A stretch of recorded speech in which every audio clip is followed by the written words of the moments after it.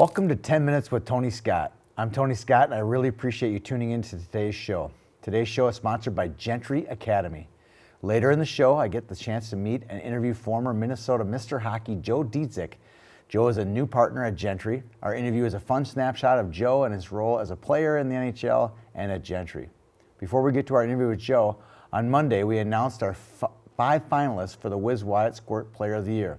If you haven't read the article, the 5 players selected were Ryan Chesley from Matamidi, a puck-rushing defenseman, Dylan Godbout from Woodbury, a tenacious forward who showed great poise around the net, Tyler Haskins from Rochester, a gifted goal scorer and great team leader, Logan Seward from Andover, a pit bull of a player who helped lead the Huskies to a #1 ranking at the end of the season, and finally Jimmy Snuggerud from Chaska, a magician with the puck and also a great baseball player.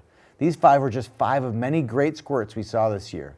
It was so much fun learning about all of these kids and how they fare off the ice and in the classroom. All of our award winners will be announced here on 10 Minutes with Tony Scott on Tuesday, April 14th. That should be a really fun show. Congratulations to Shattuck St. Mary's on winning their first ever U16 National Championship on Monday in Buffalo. The Sabres beat Omaha on Sunday and then beat Honeybake 7-0 on Monday morning to clinch the national title.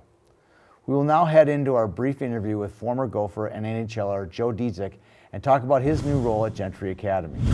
We're joined with Joe Dziedzic from Gentry Academy, a new partner with Gentry Academy. Joe, thanks for joining us today. We're excited to talk a little bit about your role at Gentry Academy. Before we do that, we'd be remiss not to talk a little bit about your athletic career. Sure. 1990 Metro Player of the Year in football, 1990 Mr. Hockey. I recall the days of paying to go watch Joe Dziedzic to play hockey. It was fun. After that, you went on and played for the Gophers and also into the NHL with a 5-year NHL career.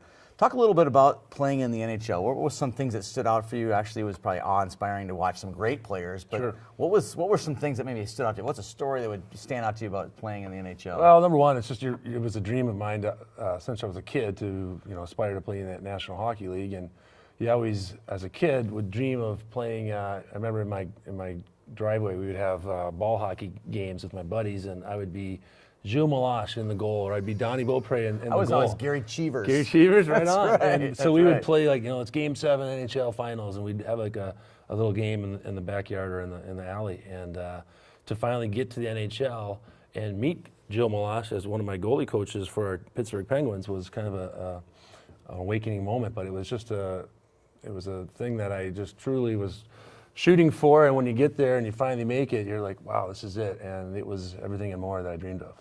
Talk about some of the players. You played obviously with Yager, Ron Francis, Mario Lemieux in that era.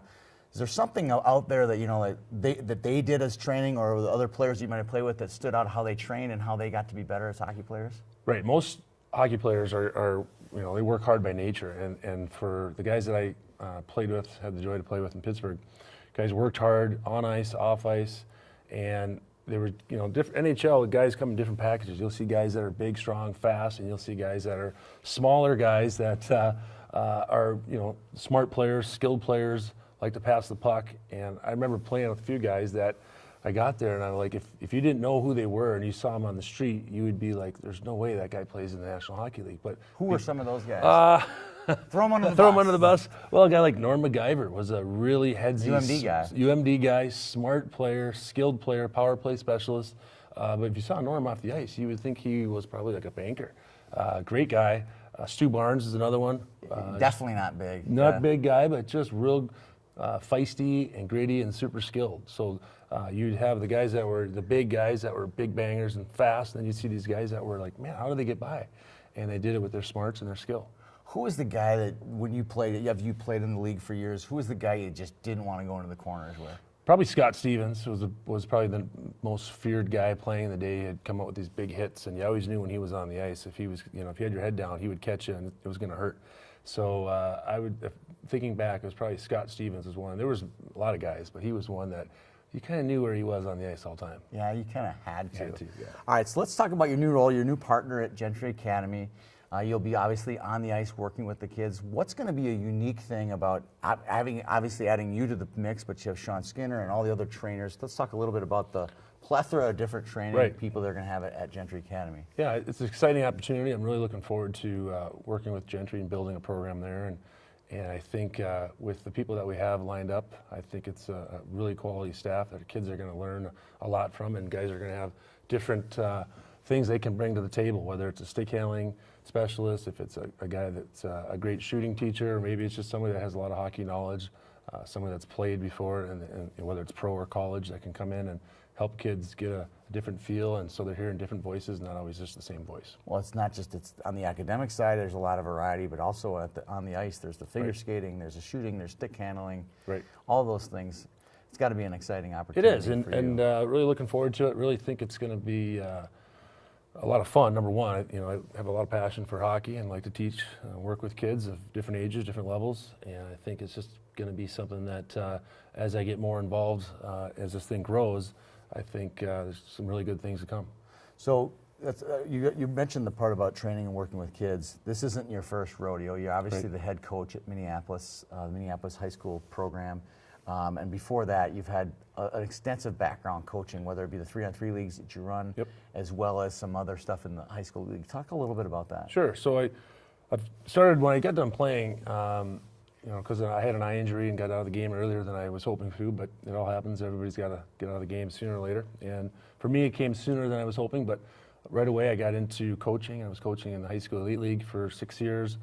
I coached at another private school in St. Paul, and now I'm coaching in the Minneapolis team where I came from. And I've also done camps, skill camps, clinics, training programs for different level kids, from college level down to squirt. So I've got a lot of experience. I've been doing this for 12 years. And like I said, it's the passion for the game and dealing with kids and forming relationships with kids and see as they mature, as they get older, and how their skills develop. It's something that kind of gives me a spark and keeps me in the game. So what is one of those, a saying or something that kind of brings you back to when you're coaching a kid, and a kid says, well, I'm not going to be big enough, I'm not going to be fast enough, I'm not going to be tall enough, I'm not going to have a hard enough shot, I can't make it anymore. How do you encourage a kid? One of my favorites is it says, if you're good enough, you're big enough. So think about that. If you're good enough, you're big enough. It's not how big you are, it's how good you are. So there's guys in the NHL. Marty St. Louis was a guy I played with in the minors. 5'8", 170 pounds. Did you know then that he was special? Oh yeah, you could tell he was a special player. I played on his line for a whole year, so that guy gave me a lot of goals. I knew if I went to the net, he was gonna give me the puck. And great player, but you could tell his whole life people were telling him, "You're too small, you're too small," and he's gonna be a Hall of Fame player. I mean, he's played 15 years now, 14 years in the NHL, and he's won a MVP. He's won a Stanley Cup. We got a guy like Spurgeon for the Wild. There's, Danny Briere was another guy I played with, 5'8", 8.5". Right. So the saying is, if you're good enough, you're big enough. I like it. Well, good. I was excited to hear about what you got cooking here. I'm glad to have you involved at Gentry Academy. It's exciting for the school, exciting for the kids. I'm sure they're excited to have you a part of it, as well as great to have you. We'll have you back on maybe in the fall when things get cooking and talk a little bit more hockey about your role at Gentry Academy. We'll talk about Edison versus Southwest in the good old that'll days. be great. That'll be great. Okay, All right, take thanks. care, Joe. It was good to meet Joe, and even better to trade some stories with him about growing up on the mean streets of Minneapolis. Now our featured Now prospects. Several of our featured 18 and 19 Now prospects will be heading into their high performance process in April. Let's start over. Go right back to the featured Now. Oh yeah, it was good to meet. Yep. It was good to meet Joe. One more time. It was good to meet Joe, and even better to trade some stories with him about growing up on the mean streets of Minneapolis. Several of our 18-19 Now prospects will be heading into their high performance process in April. We have two that we will highlight in the 2018 class. The first is Lucas McGregor from Centennial. First of all, the kid's a lights-out great player. Seems every time we saw him play this year, he was scoring big goals. This past weekend was no different. He had two overtime game-winning goals.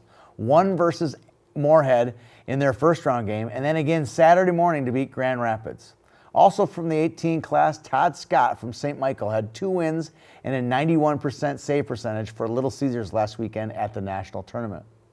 We have 2 2019 prospects. The first is a player a little bit off the radar, but couldn't be missed last weekend in Moorhead. He's Roseau big man Ben Helgeson. His physical presence and a gift for putting the puck in the net is what keeps catching our eye. And finally, speaking of putting the puck in the net, Edina's Grant Silanoff had 3 goals and 3 assists for Shattuck St. Mary's Bantams at Nationals last weekend in Buffalo. Over the last couple weeks, we have come across a couple really cool products that we think our customers would like. The first is Sports Mats, a cool logoed product players use to protect their skates from preparing for practice and game. Another is a product we saw at the Expo is the Acon shooting mat. It is a 4x8 shooting mat that folds nicely into thirds into a hangable mat versus taking up all the space in the garage. I dubbed it the best invention since sliced bread on Twitter. Speaking of Twitter, this week's tweet of the week goes to Over the Boards. Jasper Kozak Miller tweets, "Congrats to SSM goalie David Tomeo, who just turned 16 and just won his 3rd USA Hockey National Championship." Now that is some solid reporting by OTB. Also worth noting, we did go over 5,000 last week in number of followers. Many thanks to all of our followers who follow us. We are always looking for people to follow. The best way to grab a follow from us on Twitter is to tweet relevant items about hockey, news, scores, pictures, and especially video is a great material for us to retweet and share. Boom roasted. Because of the Easter Holy Week, we will hold off on the booms, but be sure there was plenty of great material that came our way last week. Thumbs ups. Thumbs up to all the teachers and coaches we had a chance to talk to this past week and weekend, gathering information on our Wiz Wyatt winners. Their stories and info on the kids was very helpful. Thumbs up. Thanks again to Joe Dietzick for joining us this week. We really appreciate him coming in. We hope that everyone has a safe and happy Easter. We'll see you next week.